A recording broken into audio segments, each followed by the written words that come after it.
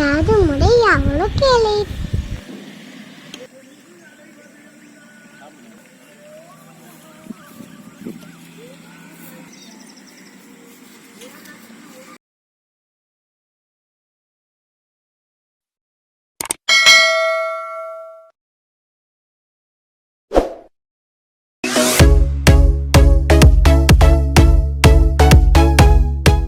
முறையா மட்டன் பிரியாணி செஞ்சு சாப்பிட போகிறோம்.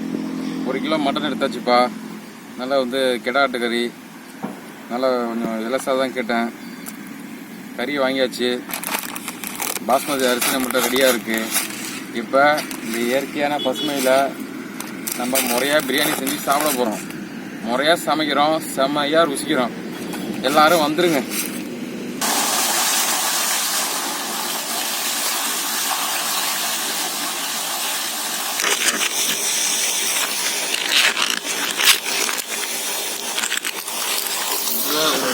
அரிசியை வரைக்காம வளர்த்துக்கணும்.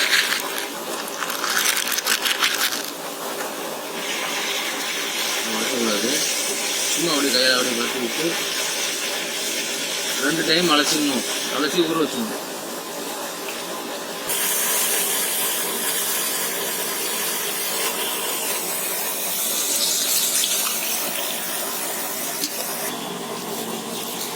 ஏன்னாப்பா அரிசி பாருங்கப்பா, உங்களுக்கு இதாக இருக்குது. ஃபஸ்ட்டு குவாலிட்டி பாஸ்மதி அரிசி.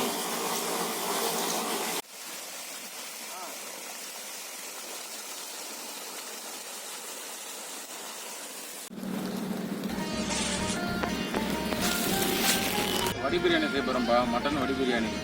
இப்போ நம்ம அரிசியை கழுவி அடுப்பு பற்ற வைக்கிறதுக்கு முன்னாடியே ஊற வச்சிடணும்.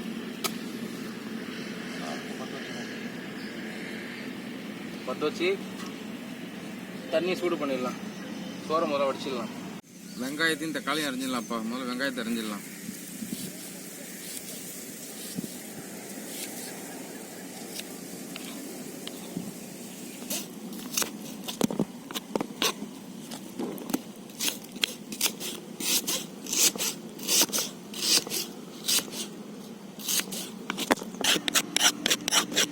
தக்காளிப்பா,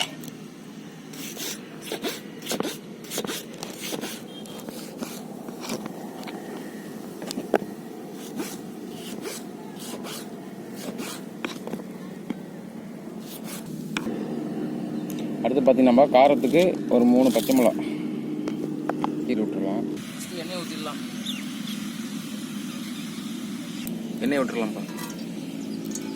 கடலை எண்ணெய் இல்லை நல்லெண்ணெய் எதாவது ஊற்றிடலாம். வெங்காயம்ப்பா.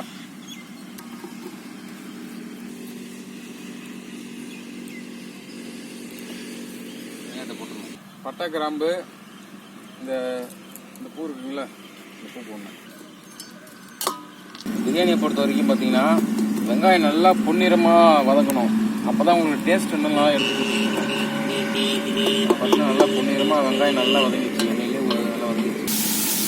வெங்காயத்தை பாருங்கள், நல்லா பொன்னிறமாக வதங்கிடுச்சு. இப்படி வதங்கினா தான் உங்களுக்கு பிரியாணி நல்லா டேஸ்ட்டாக இருக்கும்.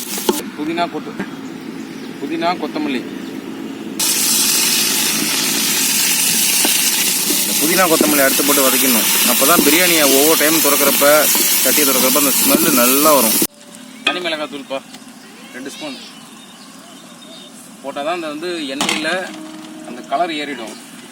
நம்ம பிரியாணிக்கு கலர் பவுடர் எதுவுமே போடல. பாருங்களேன், எண்ணெயில் பார்த்தீங்கன்னா ஃபுல்லாக அந்த மிளகாத்தூள் கலர் பிரியாணி சாப்பிட்றப்ப நீங்கள் நல்ல ஒரு கலராக இருக்கும்.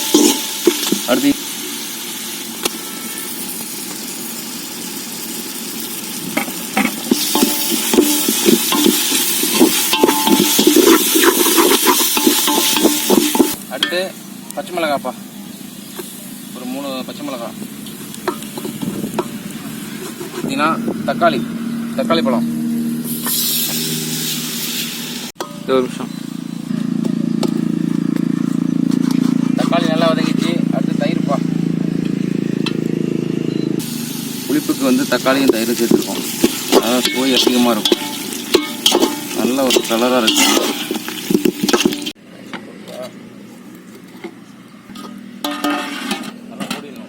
அடுப்பு நல்லா ஃபாஸ்ட்டாக விடணும். நம்ம மட்டன்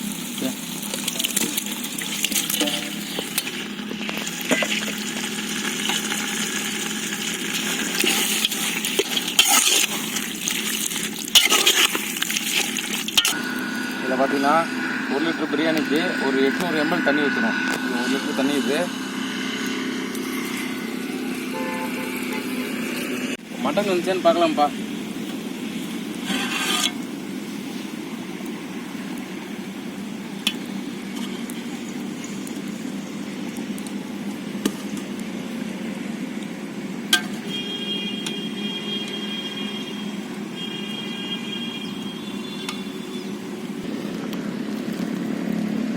வைக்க முடியல, இன்னும் வேகணும். அரிசியை ஒரு அரை வேக்காடுக்கு வடித்து வச்சாச்சுப்பா. பார்த்தீங்கன்னா 1/2% தான் வந்திருக்கு. இப்போ வடித்த அரிசியை அப்படியே கொட்டிடலாம்.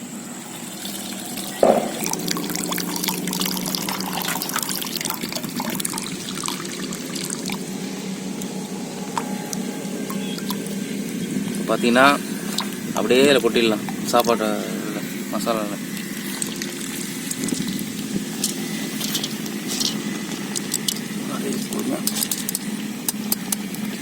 இதில் பார்த்தீங்கன்னா சாதத்தை போட்டு ரொம்ப கிண்டக்கூடாது. இதில் பார்த்தீங்கன்னா தண்ணி பத்தலை. என்ன பண்ணோம், லெவல் பண்ணிக்கணும்.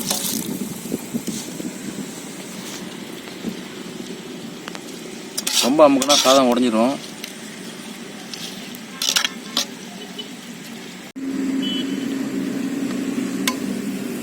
உப்பு செக் பண்ணிக்கலாம். உப்பு காரம்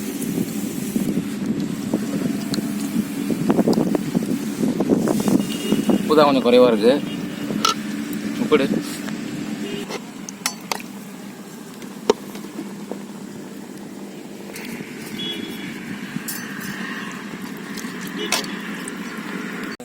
பிரியாணி குண்டாலாம் போட்டாச்சு. மேலே வந்து கொஞ்சம் வெயிட் வச்சுருக்கேன் பாத்திரம். தண்ணி வந்து சுண்டி போயிடுச்சுன்னா இங்கேருந்து புகை வரும். அதுக்கப்புறம் நம்ம வந்து அடுப்பு தீயை குறைச்சிடலாம். செம்மையாக இருக்குப்பா. பார்த்தீங்கன்னா பிரியாணிக்கு நம்ம கலர் பவுடர் எதுவுமே போடல, அடியும் பிடிக்கல.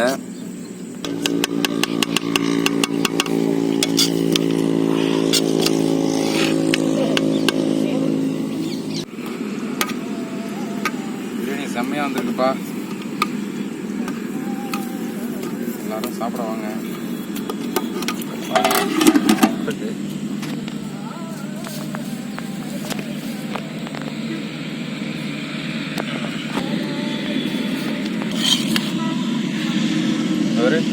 மசாலாலாம் கரெக்டாக இருக்கு. பிரியாணி கட்டை உடச்சி விடணும்பா. பாருங்க,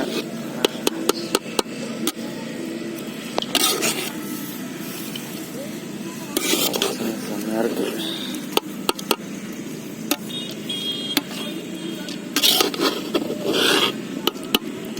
அவ்வளோப்பா, சாப்பிட்றலாம்ப்பா.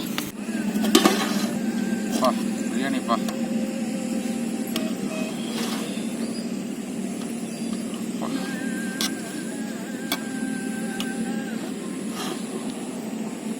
நல்லா வரையா இருக்குப்பா, குச்சி குச்சா இருக்குப்பா.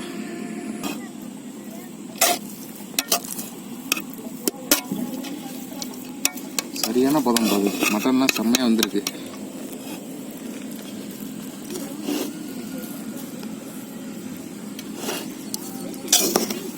அப்பி தீபாவளி எதுவும் முறையான மட்டன் பிரியாணி கமகமன்னு பாஸ்மதி அரிசியில் பண்ணியாச்சுப்பா. பாருங்க,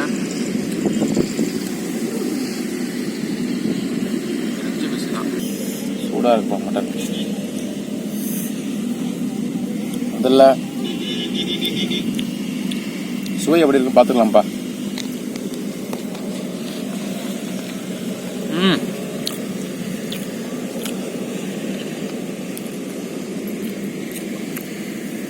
செம்மையா இருக்குப்பா.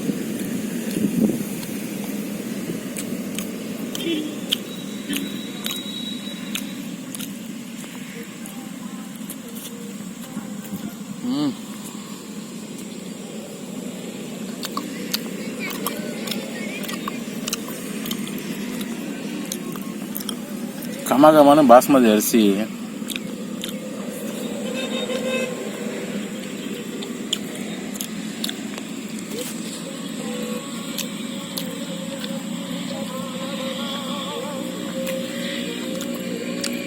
உண்மையிலே செம்மையா இருக்குப்பா. எல்லாரும் வீட்டில் ட்ரை பண்ணி பாருங்க.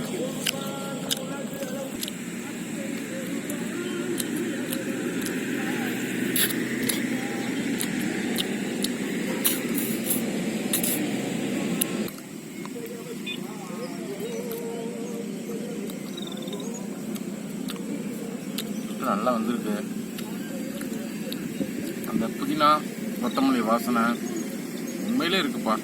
நான் ஒன்றும் சும்மா அதுக்காக சொல்லல.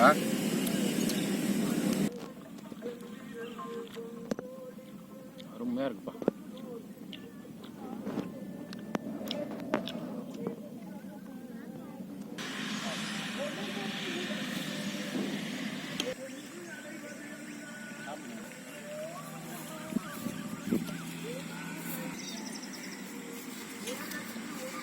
ஆட்டு இருக்குல்ல, பொரியல் இருக்கு.